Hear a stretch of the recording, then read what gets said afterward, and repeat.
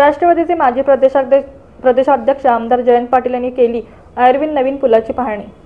सांगली व सांगलीवाडीला जोडणारा जुना आयर्विन पुलाला पर्यायी नवीन पूल बांधण्याचे काम चालू आहे। ते काम अंतिम टप्प्यात आले असून त्याची पाहणी करण्यासाठी माजी प्रदेशाध्यक्ष राष्ट्रवादी शरद पवार गटाचे माननीय आमदार जयंत पाटील साहेब यांनी पाहणी केली व त्यांनी आपले मनोगत व्यक्त करताना सांगितले की सांगलीतून डिग्रज, समडोळी, आष्टा व पुणे हायवेला जोडणारा दुसरा एक पर्यायी पूल आहे, परंतु जवळील लोकांना व बाजारपेठेतून जाणाऱ्या लोकांना तो पूल लांब पडत होता, म्हणून जुन्या पुलाला पर्यायी पूल बांधण्यात आले आहे।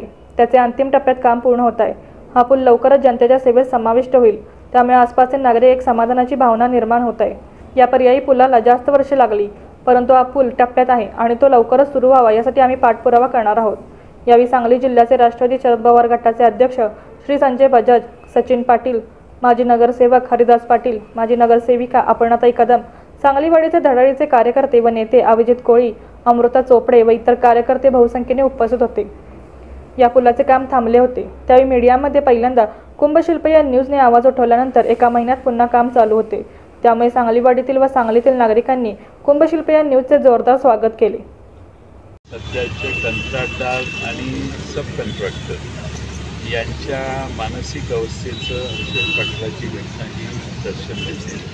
महाराष्ट्रात जवळपास 5 लाख कॉन्ट्रॅक्टर्सची बिलं 89,000 कोटी रुपये या सरकारने थकवली असे प्राथमिक अंदाज आहेत। आणि पाणी पुरवठ्याची बिलं थकली आहेत, रस्त्याची थकलेली आहेत, कोणत्या डिपार्टमेंटमध्ये पैसे आहेत आणि कुठं मिळालेले आहेत असं कुठेही भाग झालं नाही। लोकांचे कॉन्ट्रॅक्टवर असणाऱ्या कर्मचाऱ्यांचे पगार सरकार वेळेवर देत नाही।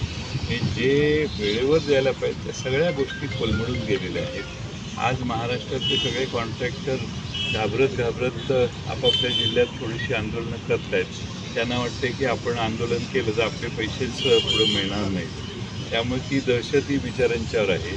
पण हर्षल पाटील हा बिचारा नाहक त्याची आत्महत्या, त्याचा बळी गेला आणि त्यातनं हा प्रश्न पुढे आला। पण यापूर्वी सभागृहामध्ये देखील मी याची हे सांगितलेलं सरकारला की थोडी का होईना पण बिलं द्यायला सुरुवात करा, नाहीतर कॉन्ट्रॅक्टरची आत्महत्या होण्याचा संभव आहे। आणि दुर्दैवाने ती माझ्याच तालुक्यातल्या एका तरुण युवकाने केली। आज महाराष्ट्रात अन्य ठिकाणी असं होणार नाही, याच्यासाठी सरकारने तातडीनं काहीतरी कारवाई केली पाहिजे।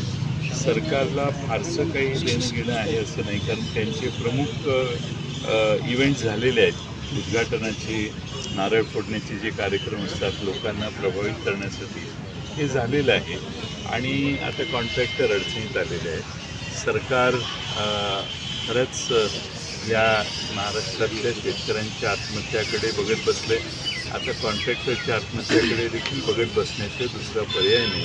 तर सरकारच्या तिजोरीत अडचण आहे असं आज दिसतं। स्थानिक स्वराज्य संस्था आता लागलेल्या